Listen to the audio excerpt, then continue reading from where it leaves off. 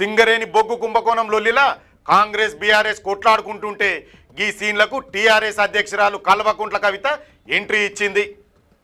గత ప్రభుత్వంలో పదవిలో ఉన్నప్పుడు సింగరేణిని ఆమె ఎట్లా ఆడుకుందో మనం చూసినాం కదా.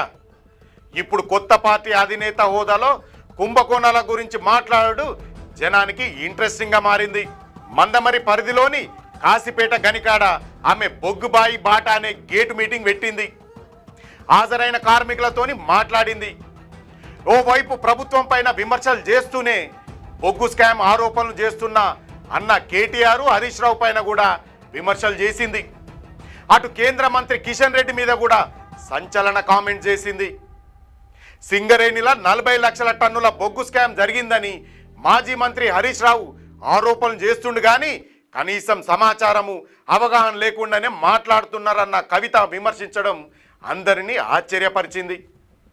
అట్లానే కాంగ్రెస్ మాయలో పడ్డ కేంద్ర మంత్రి కిషన్ రెడ్డి కూడా తప్పుడు రిపోర్ట్లతోని సీఎం రేవంత్ రెడ్డికి లేఖలు రాసిండ్రని కవిత ఎద్దేవా చేసింది.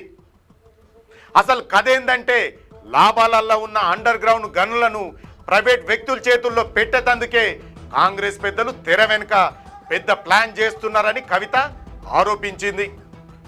దాన్ని అడ్డుకోవడమే తన లక్ష్యమని స్పష్టం చేసింది.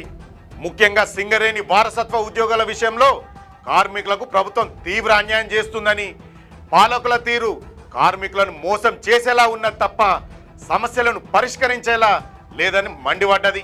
కవిత చేసిన ఈ కామెంట్స్ ఇప్పుడు పొలిటికల్ సర్కిళ్లల్లో కొత్త చర్చకు దారితీసినాయి. ఇక కాంగ్రెస్ మంత్రుల పనితీరును కూడా ఎండగట్టింది కవిత. సింగరేణి కార్మికులకు అనుకూలంగా చట్టాలు చేయాల్సింది పోయి CM Revanth Reddy, deputy CM బట్టి విక్రమార్కలు స్వయంగా అధికారులకు వినతి పత్రాలు ఇచ్చుడేందని ప్రశ్నించింది. ఇవన్నీ పొలిటికల్ డ్రామాలే తప్ప మరేం కాదని కవిత గట్టిగానే దుయ్యబట్టింది. సింగరేణి సంస్థను కాపాడుకునేందుకు తమ పార్టీ హిందూ మజ్దూర్ సభ హెచ్ఎంఎస్ కలిసికట్టుగా ముందడుగు వేస్తున్నాయని, బకాయిలున్న 50,000 కోట్లను వెంటనే విడుదల చేయాలని డిమాండ్ చేసింది. ఇటు అధికార కాంగ్రెస్ పార్టీ కూడా విపక్షాల ఆరోపణలపై అంతే స్పీడ్గా కౌంటర్ అటాక్ మొదలుపెట్టింది. బట్టి విక్రమార్క, శ్రీధర్ బాబులు సింగరేణి కాలరీస్కి చెందిన శ్రీరాంపూర్ గనికాడికి పోయి ఆడ ఓపెన్ హౌస్ ప్రోగ్రాం పెట్టిర్రు. లారీలకు జీపీఎస్ ట్రాకింగ్, ఎస్ఏపి సాఫ్ట్వేర్ ఉందని, బొగ్గు ఎక్కడికి పోతలేదని అధికారులతోని చెప్పించిర్రు. గత బీఆర్ఎస్ హయాంలోనే సింగరేణి 1000 కోట్ల అప్పుల పాలు చేసిండ్రని, ఇప్పుడు రాజకీయ ఉనికి కోసమే కాంగ్రెస్ పై బురద జల్లుతుర్రని బట్టి మండిపడ్డాడు. నేతల పొలిటికల్ గేమ్స్ ఎట్లా ఉన్నా ఈ మాటల యుద్ధం చూసి సింగరేణి కార్మిక లోకం మాత్రం తీవ్రంగా బాధపడుతుంది.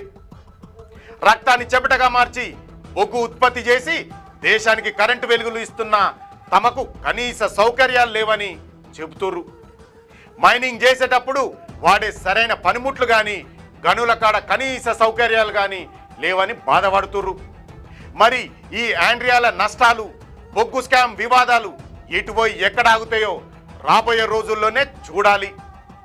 ఓ దిక్కు కాంగ్రెస్ల ప్రక్షాళన కార్యక్రమం మొదలైనట్టు వార్తలు వస్తున్నాయి.